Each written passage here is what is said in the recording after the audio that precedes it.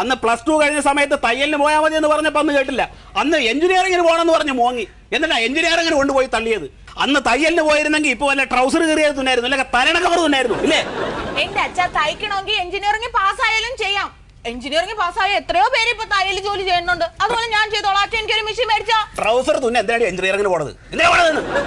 ആ മാനേജറുടെ കാലും നക്കി തുടച്ച് 1.5 ലക്ഷം രൂപ ഉണ്ടാക്കിയിട്ട് അയാൾക്ക് കൊണ്ടുപോയി കൊടുത്തിട്ട് നീ അങ്ങോട്ട് ഒരു അവസാനം 100-ൽ 3 മാർക്ക് വാങ്ങി വന്നിരിക്കണവള്. എന്റെ അച്ഛ എന്റെ കൂടെ പഠിച്ചവർക്ക് 1-1.5 മാർക്ക്, എനിക്ക് 3 മാർക്കില്ലേ? അപ്പൊ ഞാനല്ലേ ഫസ്റ്റ്. എനിക്ക് ചൊറിഞ്ഞു വരുന്നുണ്ട്. അച്ഛൻ ചൊറിഞ്ഞു വരുമൊന്നും വേണ്ട. റീവാലുവേഷന് കൊടുത്താലേ ചിലപ്പോ എനിക്ക് ഫസ്റ്റ് ക്ലാസ് എങ്കിലും കിട്ടും. അതായത് എന്റെ മാർക്ക് പുനഃപരിശോധനയ്ക്ക് കൊടുത്താൽ മതി. എടി 3 മാസം ഗർഭിണിയാണെന്ന് ഒരു ഡോക്ടർ പറഞ്ഞിട്ട് വേറൊരു ഡോക്ടർക്ക് പൈസ കൊടുത്താൽ 9 മാസം എന്ന് പറഞ്ഞാൽ എഴുതി തരുമോ? എന്റെ അച്ഛ അങ്ങനെ സംഭവിച്ചിട്ടുണ്ട്.